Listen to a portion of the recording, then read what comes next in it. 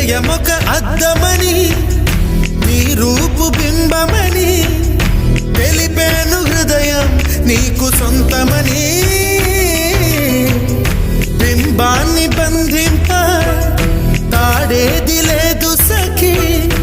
అద్దాల ఊయల బింబమూగే చలి నువ్వు తేల్చి చెప్పవే పిల్ల లేక కాల్చి చంపవే లైలా